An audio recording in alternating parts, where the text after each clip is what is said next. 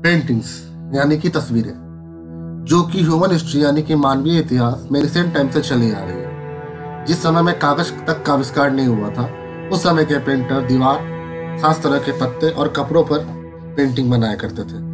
पुराने समय में जब कैमरा, स्मार्टफोन और मोबाइल इन सब चीजों का आविष्कार नहीं हुआ था, तब राजा और महाराजाओं के दरबार में उनके अलग ही पेंटर हुआ करते थे, जो पीढ़ी दर पीढ़ी उनके और उनके परिवारों का चित्र बनाया करते थे।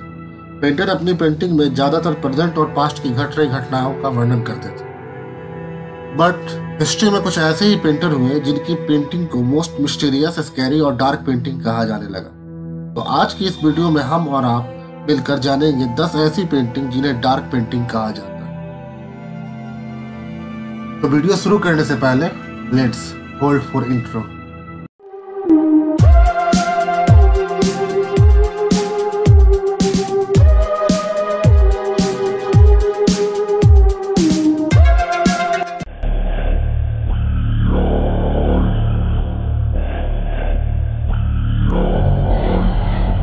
पेंटिंग में सबसे पहले बात करते हैं नंबर 10, द लाइब्रेरी। यह पेंटिंग 19th सेंचुरी में बेल्जियम पेंटर फेलिशियन रोस्पो ने 1881 में बनाई थी। इस पेंटिंग को कैनवास पर बनाया गया था, जिसमें ज्यादातर डार्क ब्लू कलर का इस्तेमाल किया गया। पेंटिंग में यह दिखाया गया है कि बिस्तर पर एक लेडी लेटी हुई है और उसके हाथ में एक किताब है। उसके चारों तरफ किताबें बिखरी पड़ी हैं और उसके ऊपर लेफ्ट की तरफ एक डिबन पर्दों में लिपटा हुआ है, जिसके हाथों में किताबों का बंडल है। वहीं दूसरी ओर राइट साइड ठीक से देखने में पता चलता है कि एक शैडो दिख रहा है, मगर गौर से देखने पर भी यह पता नहीं चलता कि यह कौन सी चीज है। तस्वीरों में भी इन चीज का जिक्र नहीं किया गया है। कुछ विशेषज्ञों का कहना है कि इस पेंटिंग में वह डीमन इस लेडीज को हिप्नोटाइज करके डेविल बाइबल पढ़ने पर मजबूर कर रहे हैं। अब आते हैं नंबर 9 पेंटिंग की तरफ, जिसका टाइटल है जूडिथ बिहेडिंग होलोफर्नेस।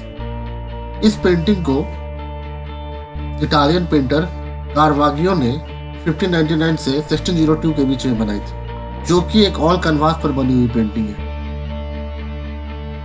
कारवागियो अपनी पेंटिंग के लिए मशहूर थे, क्योंकि उनकी ज्यादातर पेंटिंग लाइट्स और डार्कनेस, या कह सकते हैं कि गॉड और इविल के बीच का ठीक ठीक अंतर बतलाती है। जूडिथ बिहेडिंग होलोफर्नेस कारवागियो की मशहूर डार्क पेंटिंग में से एक है। इस पेंटिंग में 3 लोग दिखाए जा रहे हैं, जिसमें 2 महिला और 1 पुरुष है। पेंटिंग में दिखाई जाने वाली महिला जिसके हाथ में तलवार है, उसका नाम जूडिथ है, जो कि एक विडो है। और उसके राइट साइड में जो एक ओल्ड लेडी खड़ी है, वह उसकी मेड अबरा है, जिसके हाथ में एक कपड़े का बैग है। पेंटिंग में जो आदमी लेटा हुआ है, या कह सकते हैं कि जिसकी गर्दन जूडिथ काट रही है, वह असीरियन रूलर होलोफर्नेस है। कहानियों के अनुसार जूडिथ अपना बदला लेने के लिए असीरियन जनरल का सर काट देती है, क्योंकि असीरियन जनरल ही उसके फैमिली का मौत का जिम्मेदार था। अब आते हैं अपने 8वें पेंटिंग व्यू, इसका नाम है earthly vanity and divine solution, यानी कि सांसारिक घमंड और विलय मोक्ष। इस पेंटिंग को हंस मैमलिंग ने, जो कि एक बेल्जियम पेंटर थे, उन्होंने 1418 to 1485 के बीच में ऑयल और वुड पैनल के मदद से बनाई थी। इस पेंटिंग की 2 साइड है, पहला फ्रंट साइड और दूसरा रियर साइड। तो सबसे पहले इसके फ्रंट साइड के बारे में बात करते हैं, जो कि पहले 3 पैनल में पेंटर ने 3 इमेजेस को दर्शाया है, जिसमें पहला डेथ, दूसरा वैनिटी और तीसरा हेल है। सबसे पहले डेथ। यह पेंटिंग दर्शाता है कि यह मनुष्य का अंत है। मनुष्य मिट्टी है और उसे फिर उसी मिट्टी में राख बनकर लौटना होगा। और दूसरा आता है वैनिटी या लग्जूरिया, द नेकेड वुमन। हंस मैमलिंग की इस पेंटिंग में एक लेडी को दिखलाया गया है, जिसने अपने हाथों में एक मिरर पकड़ रखा है। वह लेडी अपने लंबे बाल में लगे हुए डायमंड को बार बार मिरर में देख रही है। यहाँ हैरान करने वाली बात यह है कि इस लेडी ने अपने पैरों में सैंडल तो पहन रखा है, बट इस लेडी के बॉडी पर एक भी क्लॉथ नहीं। कुछ जानकारों का कहना है कि यह पेंटिंग 19th सेंचुरी की इरोटिका कैरेक्टर को दर्शाती है।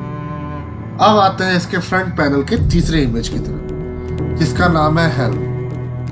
इसका टाइटल है there is no redemption in hell, यानी नर्क में कोई दया नहीं। इस पेंटिंग में एक डेमन को दर्शाया गया है जो कि एक मॉन्स्टर के ऊपर चल रहा है। मॉन्स्टर के मुख के अंदर आग जल रही है जिसमें कुछ लोग हैं और उन्हें तरह तरह की यातनाएं दी जा रही है। हैरान करने वाली बात यहाँ यह है कि इस डेमन के 2 चेहरों को दिखलाया गया है। पेंटिंग्स में इस डेमन की फुल बॉडी को किसी बैट यानी कि चमगादड़ की तरह दिखलाया गया है। वहीं इसके 2 चेहरे हैं। पहला चेहरा जो उसके धड़ के ऊपर है उसे किसी कुत्ते की शक्ल का, और दूसरा चेहरा जो इसके पेट के अंदर है उसे हम इंसानों की शक्ल के जैसे दर्शाया गया है।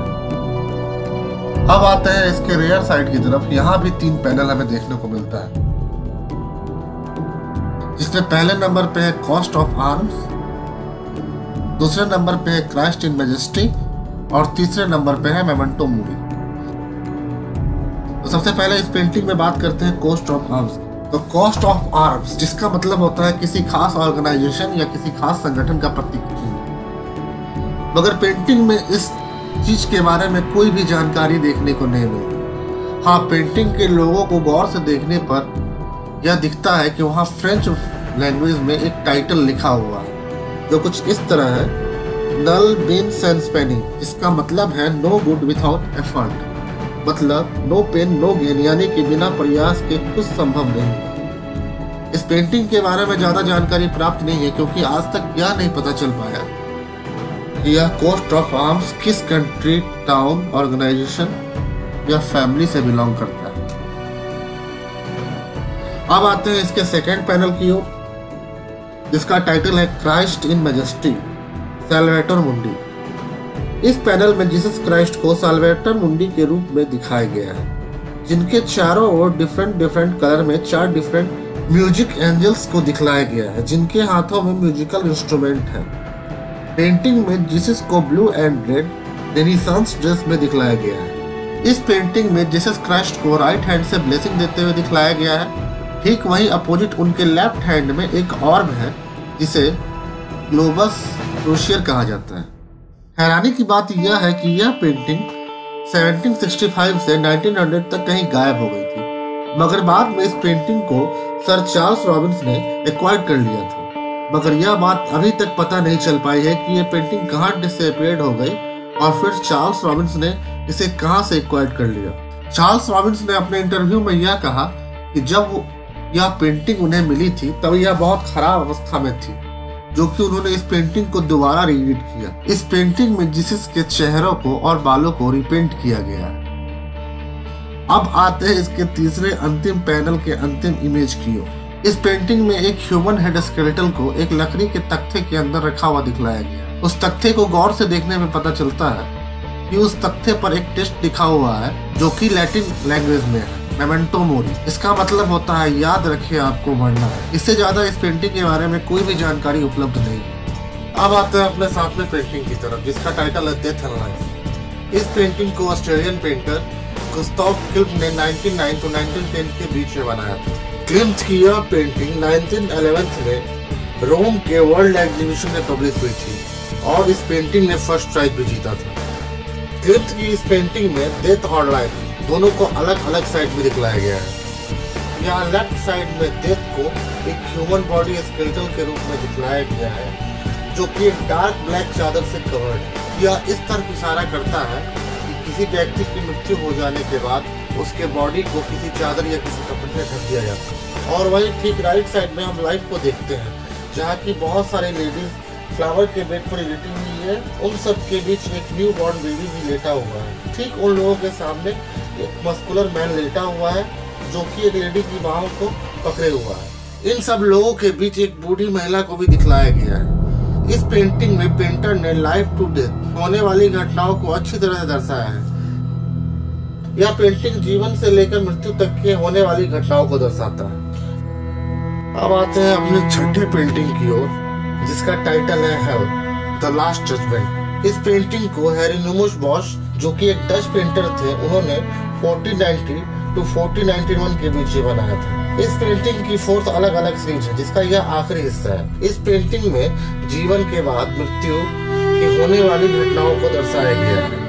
इस पेंटिंग में नर्क को एक ऐसी जगह में प्रस्तुत किया गया है जो कि अनइमेजिनेबल है, यानी कि अकल्पनीय।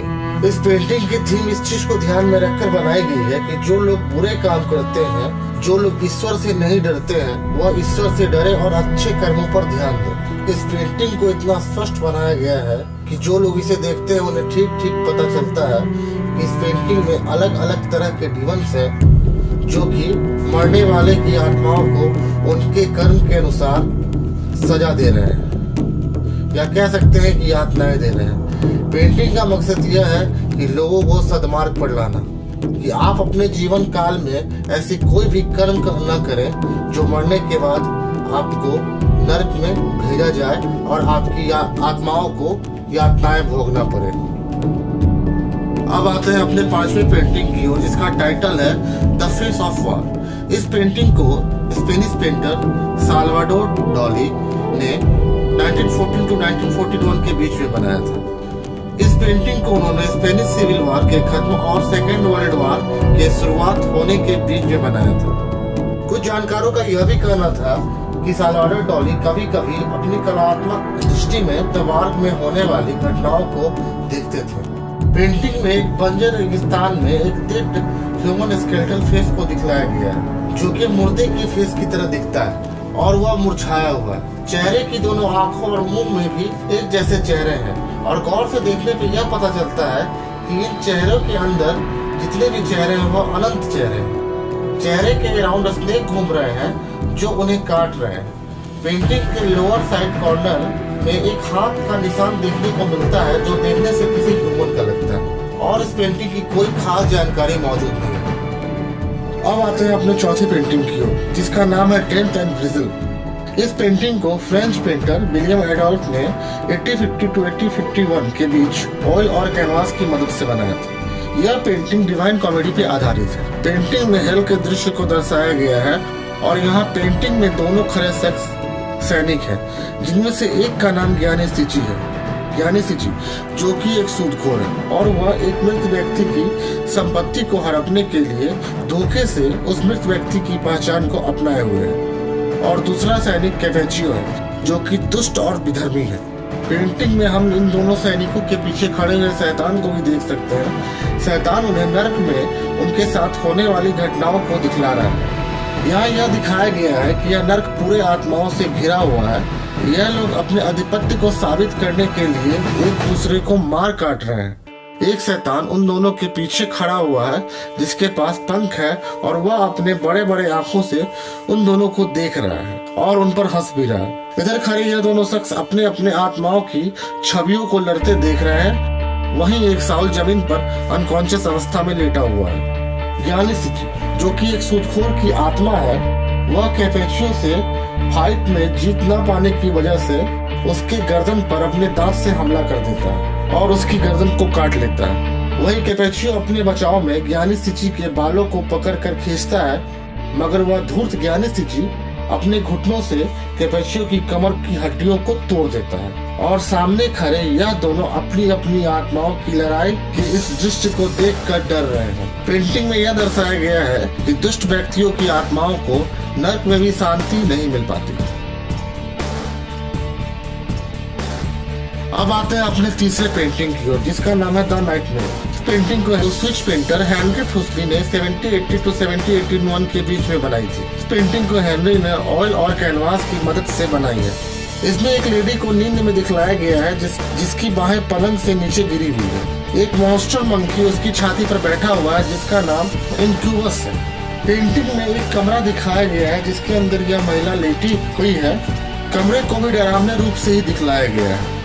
कमरे में डीप रेड मखमली पर्दे लगे हुए हैं।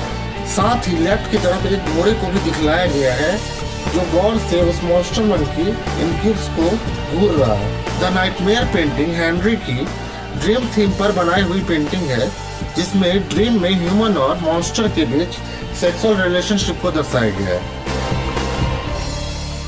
अब आते हैं अपने दूसरे पेंटिंग की ओर, जिसका टाइटल है सैटन कॉलिंग अप हिज लीजेंस, यानी कि शैतान अपनी सेना को बुला रहा है।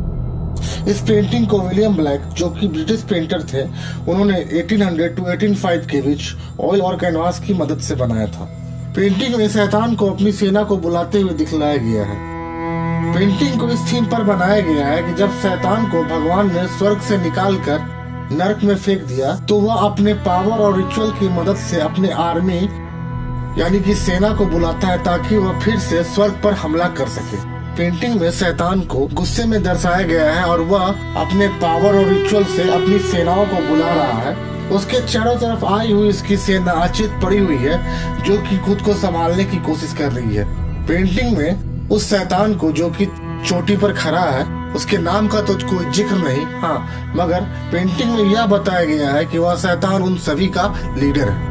विलियम ब्लैक की इस पेंटिंग की थीम आक्रोश और बदले की भावनाओं को दर्शाती है, चाहे वो मनुष्य की हो या फिर शैतान की। अब आते हैं अपने पहले पेंटिंग की ओर जिसका टाइटल है सैटर्न डिवोरिंग हिज सन। इस पेंटिंग को फ्रांसिस्को गोया जो कि एक स्पेनिश पेंटर थे, उन्होंने ईयर 1819 टू 1823 के बीच ऑयल और कैनवास की मदद से बनाया था। यह पेंटिंग ग्रीक टाइटन माइथोलॉजी पर आधारित है। ग्रीक टाइटन माइथोलॉजी के अनुसार सैटर्न जिसने अपने पिता खेरियस की हत्या कर दी थी उनके सिंहासन को हड़पने के लिए तब उसे एक प्रोफेसी सुनाई गई थी जिसमें उसका बेटा भी ठीक उसी तरह उसकी हत्या कर उसका सिंहासन हड़प लेगा। इस प्रोफेसी को सुनने के बाद सैटर्न इस बात से इतना डर गया कि वह अपने हर बच्चे के पैदा होते ही उन्हें जिंदा ही निगल जाएगा। गोया ने अपनी इस पेंटिंग में सैटर्न का एक ऐसा रूप दिखलाया है जो कि बहुत ज्यादा क्रीपी है। सैटर्न की दोनों आंखें को देखने से ऐसा लगता है कि मानो वह इस पेंटिंग को देखने वाले को ही देख रहा है या मानो वह हमें ही देख रहा है। पेंटिंग में यह दिखलाया गया है कि पेंटिंग में जिस बच्चे को सैटर्न खा रहा है के पीठ पर सैटर्न ने अपने दोनों हाथों को धंसा रखा है और वह उस बॉडी को नोच नोच कर खा रहा है। मगर पेंटिंग को गौर से देखने पर यह पता चलता है कि यह कोई बच्चे की नहीं बल्कि एक मेल की बॉडी है। फ्रांसिस्को गोया की पेंटिंग की यह थीम क्रूरटी यानी कि क्रूरता पर आधारित है। तो वीडियो में आज के लिए बस इतना ही। वीडियो पसंद आए तो लाइक करें और आप कमेंट में जरूर बताएं कि आपको इसमें से सबसे ज्यादा डार्क और क्रीपी पेंटिंग कौन सी लगी और आगे ऐसी वीडियो को देखने के लिए चैनल को सब्सक्राइब करें।